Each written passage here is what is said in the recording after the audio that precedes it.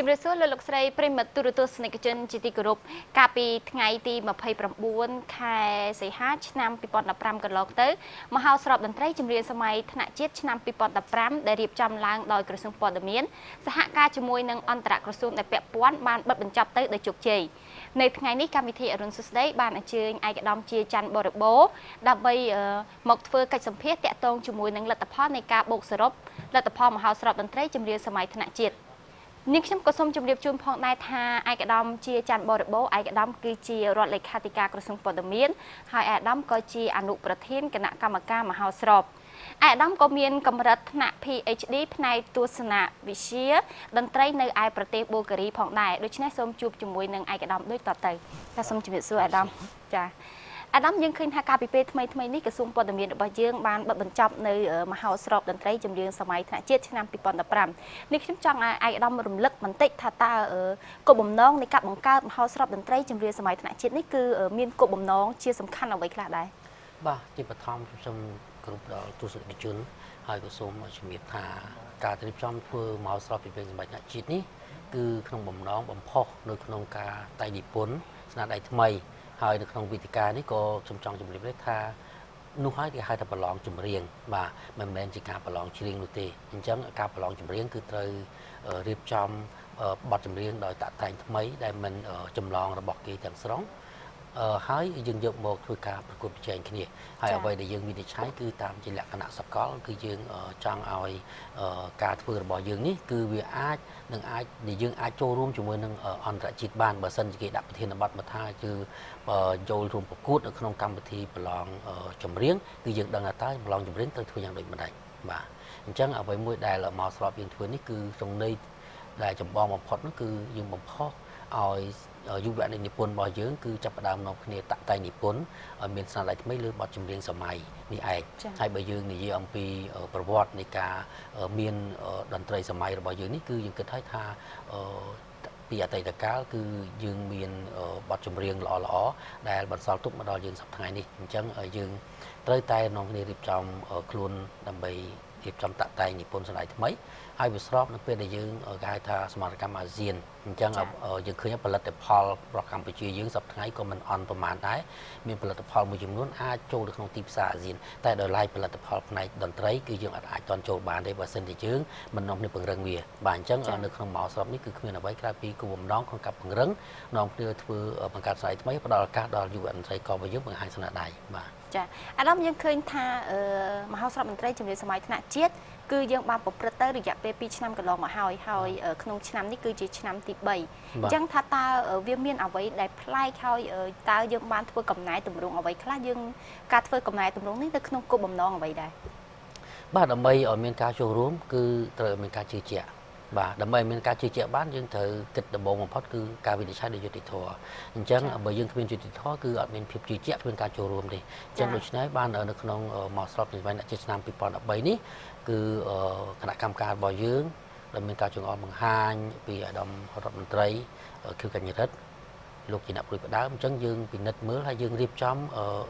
កំណែតម្រង់ហើយយើងជ្រើសរើសយកសមាជិកភាពអ្នកជំនាញផ្នែកតន្ត្រីមកធ្វើការវិនិច្ឆ័យអញ្ចឹងហើយបានយើងឃើញថានៅក្នុងគណៈកម្មការរបស់យើងមាន5រូបទី1គឺអាដាមអុកសំអាតលោកក៏ជាតន្ត្រីករដែលមានបទពិសោធន៍ក្នុងការតែងនិពន្ធតាំងពីសម័យទសវត្សរ៍សម័យសង្គមរាជនិយមរហូតមកដល់យើងសម័យសាធារណរដ្ឋកម្ពុជាក៏លោកតែងនិពន្ធបានច្រើនហើយលោកទូចថាអាដាមទូចថាក៏ដូចគ្នាដែរហើយសមាជិកពីររូបមកពីក្រសួងវប្បធម៌ក៏លោកមានជំនាញផ្នែកតន្ត្រីច្បាស់លាស់ដែលបានសិក្សានៅសាលាវិទ្យាសិល្បៈពីចំណងជាមួយខ្ញុំដែរបាទហើយអាដាមវ៉ាសំអាតក៏លោកជាអ្នកនិពន្ធកំណាព្យជាអ្នកនិពន្ធប្រឡោមលោកដែលនៅសមាគមអ្នកនិពន្ធខ្មែរអញ្ចឹងយើងជ្រើសរើសយកសមាជិកភាពពួកគាត់មកគឺមិនមែនបានន័យថាគាត់មានជំនាញទេអញ្ចឹងគាត់សិតតែមានជំនាញដែលពាក់ព័ន្ធលើការវិនិច្ឆ័យទៅលើការផ្ដល់ពិន្ទុហើយការផ្ដល់ពិន្ទុនេះទៀតសោតគឺយើងក្នុងមួយអ្នកផ្ដល់ពិន្ទុតែមួយឯកទេសទេបាទមួយឯកទេសអញ្ចឹងយើងមើលតាំងពីការអង្គុយក្នុងដាក់សមាជិកដាក់ពិន្ទុអញ្ចឹងយើងឃើញហើយ2រូបមកពីក្រសួងព័ត៌មាន2រូបមកពីក្រសួងវប្បធម៌ហើយ1រូបមកពីសមាគមអ្នកនិពន្ធខ្មែរ អញ្ចឹងគឺយើងរៀបចំឲ្យគាត់អង្គុយក៏យើងមានប្លង់ឲ្យយើងរៀបដែរដើម្បីកុំឲ្យគាត់អាចកុំឲ្យគាត់បើសិនជាគាត់មានចិត្តចង់ឲ្យនរណាគាត់អាចភាសាគ្នាអញ្ចឹងយើងរៀបគាត់បំផាយគ្នាបានន័យថាក្រសួងព័ត៌មានឲ្យនៅអង្គុយមួយជំហៀងម្នាក់អញ្ចឹងគាត់បាននៅចិត្តគ្នាបាទហើយក្រសួងវប្បធម៌កំណត់2នាក់ក៏យើងឲ្យអង្គុយមួយជំហៀងម្នាក់ហើយនៅកណ្ដាលគឺសមាជិកអាដាមវ៉ាសម្អាតពីសមាគមអ្នកនិពន្ធខ្មែរអញ្ចឹងពួកគាត់នៅឆ្ងាយពីគ្នាទាំងអស់ហើយក្នុងការផ្ដល់ពិន្ទុនោះទៀតគឺយើងមានគណៈកម្មការយោបល់រៀបចំលក្ខន្តិកៈនិងបទបញ្ជាផ្ទៃក្នុងតើការដាក់ពិន្ទុយ៉ាងដូចម្ដេចហើយបើសិនជាមានកំហុសឆ្គងតើយើងត្រូវរៀបចំយ៉ាងដូចម្ដេចមានអញ្ចឹងយើងមានលក្ខន្តិកៈបទបញ្ជាផ្ទៃក្នុងច្បាស់លាស់បាទអញ្ចឹងទេបានយើងប្រព្រឹត្តទៅគឺយើងបានលទ្ធផលដែលយើងទទួលយកបានទាំងអស់គ្នាហើយបន្តិចទៀតយើងសូមជំរាបថាតើការដាក់ពិន្ទុនឹងយ៉ាងដូចម្ដេចពីវគ្គជំរុះយ៉ាងដូចម្ដេចហើយវគ្គផ្ដាច់ព្រាត់យ៉ាងដូចម្ដេចបាទយើងមានផែនការពីរផ្នែកផ្សេងៗគ្នាដើម្បីធ្វើយ៉ាងម៉េចឲ្យវាសុខភាពនិងទទួលយកបានបាទចាអាដាមយើងឃើញថាឈានចូលមកដល់វគ្គផ្ដាច់ព្រាត់នេះយើងឃើញថាមានក្រុមតន្ត្រីខ្លាំងចាជាច្រើនតែក្នុងនោះមានក្រុមតន្ត្រីខេត្តបៃលិនក្រុមតន្ត្រីខេត្តស្វាយរៀងខេត្តព្រៃវែងនិងខេត្តពោធិ៍សាត់ជាដើមអញ្ចឹងយើងឃើញថាបើសិនជាតាមរយៈការទស្សនាដោយផ្ទាល់ពីទស្សនិកជននៅតាមគេហដ្ឋានពួកយើងដែលមិនមានជំនាញនៅខាងផ្នែកវិស័យតន្ត្រីចម្រៀងនេះពួកយើងមិនបានដឹងថាតើការដាក់បន្ទុកនឹងអ្នកខ្លះក៏គិតថាអូក្រុមតន្ត្រីនេះសមតែបានបន្ទុកអញ្ចេះក្រុមតន្ត្រីនេះសមតែបានបន្ទុកចេះអញ្ចឹងវាអាចមានការដោយសារតែពួកយើងមិនមានជំនាញអញ្ចឹងពួកយើងអាចថានឹងមានការប៉ាន់ស្មានខុសអញ្ចឹងអាដាមអាចជម្រាបជូនបានទេថាឈានចូលមកដល់វគ្គផ្ដាច់ព្រាត់ក៏ដូចជាចាប់ដើមពីសប្តាហ៍ទី1តើបច្ចេកទេសនៃការដាក់បន្ទុកប្រកបដោយសុក្រឹតភាពនឹងយ៉ាងដូចម្ដេចបាទទី1គឺយើងបានដាក់នៅកម្រិតនៃការដាក់ពិន្ទុបាទខ្ញុំបានរៀបចំកម្រិតនៃការដាក់ពិន្ទុអញ្ចឹងនៅក្នុងការដាក់ពិន្ទុទៅលើបទចម្រៀងគឺយើងមាន5ទី1គឺបទភ្លេងទំនុកច្រៀងសម្រួលតន្ត្រីសម្លេងច្រៀងហើយនឹងការសម្ដែងបាទបើយើងនិយាយមែនតើនៅប្រទេសគេប្រើពាក្យថា aesthetic បាទអញ្ចឹងនៅក្នុង5ហ្នឹងគឺយើងមានពិន្ទុផ្សេងៗគ្នាបទភ្លេងយើងឲ្យ20ពិន្ទុបាទហើយទំនុកច្រៀង20ពិន្ទុសម្រួលតន្ត្រី25ពិន្ទុហើយនឹងសម្លេងច្រៀង25ពិន្ទុរីឯទីកសលនៃការសម្ដែងគឺ10ពិន្ទុអញ្ចឹងគឺយើងមានកំណត់អ្នកដែលទទួលពិន្ទុពេញគឺបានប៉ុណ្ណឹងប៉ុន្តែយើងតែមានកំណត់មួយទៀតថាពីកម្រិតមធ្យមបានទទួលពិន្ទុប្រមាណពីកម្រិតល្អបានទទួលពិន្ទុប្រមាណហើយពីល្អណាស់បានពិន្ទុប្រមាណអញ្ចឹងនៅក្នុងឯកទេសនីមួយៗយើងបានកំណត់ទៀតបាទអញ្ចឹងគណៈកម្មការគាត់ដាក់ទោះបីជាគាត់ពេញចិត្តថាចង់ឲ្យត្រឹមតែល្អក៏គាត់គិតថាពិន្ទុត្រឹមល្អកំណត់ត្រឹមប្រមាណរួចទៅហើយអញ្ចឹងគឺគាត់ដាក់អាចប៉ោងពិន្ទុបានទេបាទចំណុចទី1ចំណុចទី2ក៏ខ្ញុំនៅធ្វើការត្រួតពិនិត្យផ្ទាល់តែម្ដងនៅពេលគាត់ដាក់ពិន្ទុគឺខ្ញុំឲ្យគាត់និយាយមែនតើទៅក៏ពួកគាត់ក៏គ្រប់បាននៅវិជ្ជាជីវៈរបស់គាត់គឺគាត់អត់ពិភាក្សាគ្នាទេគឺគាត់សម្រេចចិត្តដោយខ្លួនគាត់ហើយគាត់ដាក់តែម្ដងបាទអញ្ចឹងយើងឃើញពិន្ទុទាំងអស់ហ្នឹងគឺសំបីតែពេលបូកចូលគ្នាក៏គាត់ដឹងថាក្រុមណាបានល្អជាងដែរបាទអញ្ចឹងនេះជាគោលការណ៍មួយដែលយើងឃើញថាគាត់បានពួកគាត់បានធ្វើបានល្អបាទហើយមួយទៀតគឺយើងបន្ថយភាពស្និទ្ធស្នាលបាទធ្វើត្បិតតែក្រុមតន្ត្រីធម្មតាទេសិល្បករជួបជុំគ្នាតែងតែសួរសុខទុក្ខគ្នាហើយនឹងសម្ដែងសម្ដាគ្នាប៉ុន្តែនៅក្នុងពេលវេលាដែលយើងត្រូវធ្វើការដែលយើងត្រូវក្នុងជាអ្នកវិនិច្ឆ័យគឺយើងអត់អាចភាពស្និទ្ធស្នាលគ្នាបង្ហាញជាទស្សនិកជនបានទេឬក៏អ្នកមើលបានទេបើមិនតែយើងមានភាពស្និទ្ធស្នាលជាមួយក្រុមមួយទេគេគិតថាប្រហែលជាបាននិយាយជាមួយគ្នាហើយអញ្ចឹងគឺយើងកាត់បន្ថយនៅភាពស្និទ្ធស្នាលជានេះគឺនៅក្នុងបានទៅសេនៅក្នុងលក្ខន្តិកៈនិងបទជាផ្ទៃក្នុងនៃការដាក់បន្ទុករបស់គណៈកម្មការដែលគណៈកម្មការមកស្របបានរៀបចំជូនពួកគាត់បាទចាអាដាមយើងឃើញថាមកដល់ផ្ដាច់ព្រាត់យើងឃើញថាក្រុមដែលលេចធ្លោនោះមានចំនួន4ក្រុមមានក្រុមខេត្តបៃលិនខេត្តពោធិ៍សាត់ស្វាយរៀងហើយនិងព្រៃវែងអាដាមអាចជម្រាបជូនបានទេថាតើវាមានភាពខុសគ្នាអ្វីបានជាគណៈកម្មការមហោស្រពរបស់យើងសម្រាប់ឲ្យខេត្តបៃលិនក៏ទទួលបានចំណាត់ថ្នាក់លេខ1បន្ទាប់មកមានខេត្តពោធិ៍សាត់លេខ2ហើយនិងខេត្តស្វាយរៀងទទួលបានចំណាត់ថ្នាក់លេខ3បាទជាមុននឹងជំរាបជូននៅចំណាត់ការនេះខ្ញុំជំរាបជូនពីគណៈកម្មការអញ្ចឹងគណៈកម្មការដែលខ្ញុំជំរាបជូនពេលមុននេះបន្តិចហ្នឹងគឺនៅក្នុងតែវគ្គជំរុះប្រចាំសប្តាហ៍អញ្ចឹងវគ្គផ្ដាច់ព្រាត់ខ្ញុំត្រូវមានយុទ្ធសាស្ត្រមួយទៀតសូម្បីតែគណៈកម្មការទាំង5រូបអត់ដឹងថាតើគណៈកម្មការយើងបានរៀបចំគណៈកម្មការបន្ថែមប្រមាណទេបាទអញ្ចឹងនៅពេលវគ្គផ្ដាច់ព្រាត់នេះគឺយើងបានរៀបចំគណៈកម្មការ3រូបបន្ថែមបានន័យថាគណៈកម្មការ3រូបនោះសូម្បីតែគណៈកម្មការ5រូបនេះក៏គាត់អាចដឹងថា3រូបជានរណាដែរអញ្ចឹងគណៈកម្មការ3រូបនេះគឺគាត់នៅកន្លែងផ្សេងហើយគាត់អង្គុយស្ដាប់ការផ្សាយផ្ទាល់របស់យើង រួចហើយគាត់នឹងផ្ដល់បន្ទុកតែលើ3ចំណុចធំធំបាទប័ណ្ណភ្លេងទំនុកច្រៀងសម្លេងច្រៀងនិងសម្រួលតន្ត្រីបាទសំទោស4ចំណុចធំហើយនឹងកាយវិការគាត់មិនបានផ្ដោតទៅលើចំណុចហ្នឹងទេបាទហើយទាំង3រូបហ្នឹងគឺគាត់អត់ស្គាល់គ្នាទៀតទាំង3រូបនៅកន្លែងផ្សេងៗគ្នាទៅតាមគណៈកម្មការបានរៀបចំកន្លែងទុកជូនគាត់បាទហើយក៏យើងបានបន្ថែមអ្នកដែលស្ដាប់5នាក់គាត់ស្ដាប់គាត់មានជំនាញតន្ត្រីទេគាត់ស្ដាប់ថាតើក្រុមណាពិរោះឬក្រុមណាមិនពិរោះលក្ខណៈគាត់នឹងពួកគាត់5នាក់គណៈកម្មការ3រូបនេះគឺគាត់ vote តាមអនឡាញមកផ្ទាល់ជាមួយខ្ញុំតែម្ដងហើយនឹង5រូបជាទស្សនិកជនក៏គាត់ vote មកចូលអនឡាញរបស់ខ្ញុំតែម្ដងហេតុអ្វីបាទខ្ញុំធ្វើដូច្នោះពីព្រោះថាបើសិនជាគណៈកម្មការ5រូបវិនិច្ឆ័យទៅយើងឃើញថាมันប្រក្រតីអញ្ចឹងខ្ញុំនឹងឆែកគណៈកម្មការ3រូបដែលផ្ដល់មកតាមអនឡាញតើវាសមស្របនឹងគណៈកម្មការ5រូបនោះដែរទេបើសិនជាសមស្របយើងគិតថាយើងអាចវិតម្លៃបានថានោះយើងអាចទទួលយកបានតែបើសិនជាមិនសមស្របយើងនឹងធ្វើការវិនិច្ឆ័យដោយយោងលើចំណុចគណៈកម្មការទាំង3រូបដែលដាក់ពិន្ទុហ្នឹងតាមអនឡាញហ្នឹងហើយនឹងអ្នកស្ដាប់5នាក់ទៀតដែលគាត់ក៏វោតមកដែរបាទក៏គាត់ផ្ដល់ជាការគ្រប់គ្រងមកដែរបាទអញ្ចឹងយើងឃើញថាក្រៅពីគណៈកម្មការ5រូបក៏យើងបានរៀបចំគណៈកម្មការ3រូបបន្ថែមនិង5រូបចំពោះប្រិយមិត្តអ្នកស្ដាប់ដើម្បីឲ្យគាត់ផ្ដល់ជា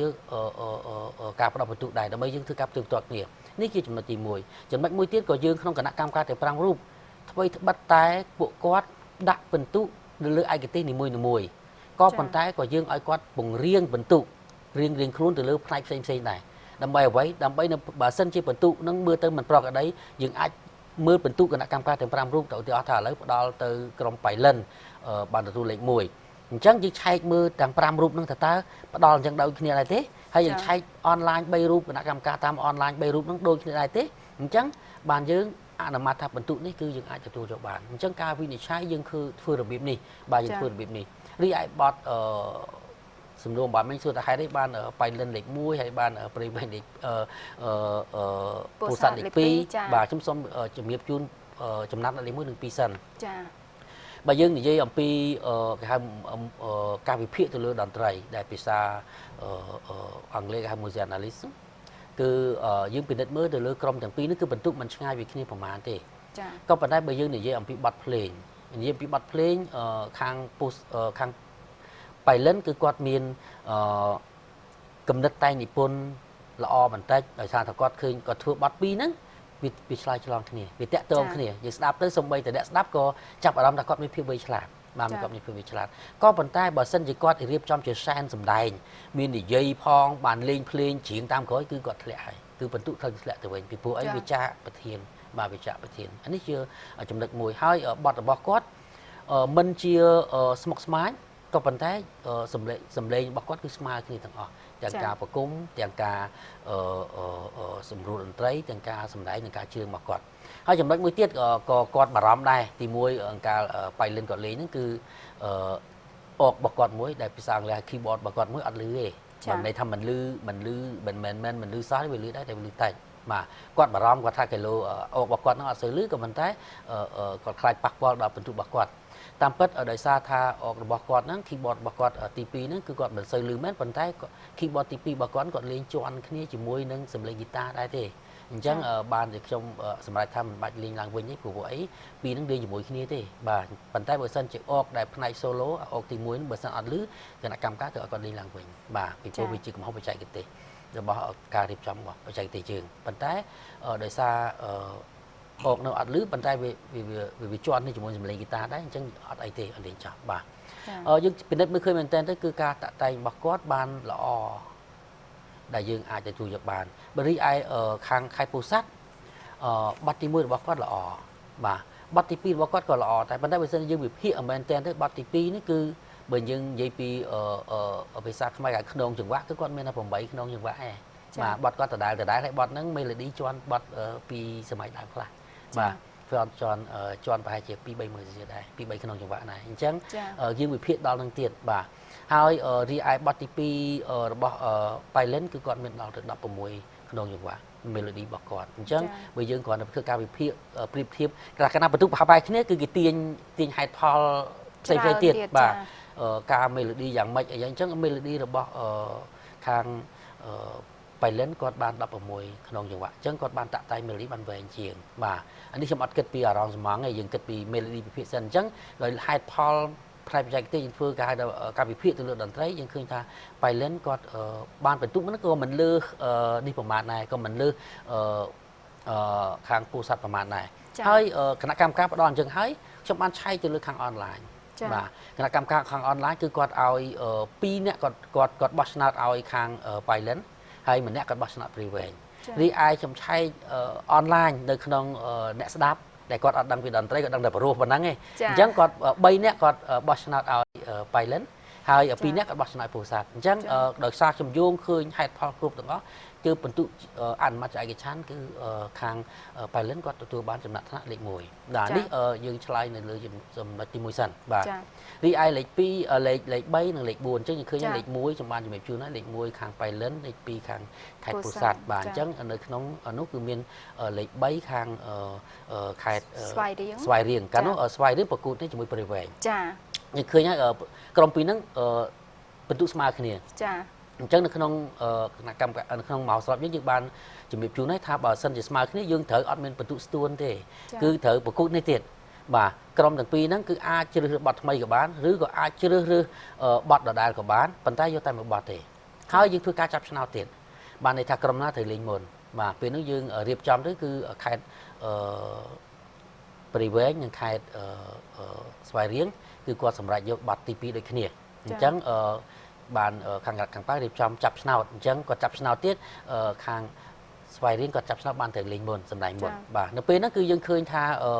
ขังสไปเรียนก็ทับไปโดยจีขังในจุ่มเรียงปลอกว่าก่อนนั้นก็เพย์ได้ดอกเป็นลิงมาดองเตี้ยดอกใบทุกสมาร์ทนั่นใบโยกหายประกุดมาดองเตี้ยนั่นนะบ่าจังก็เชียง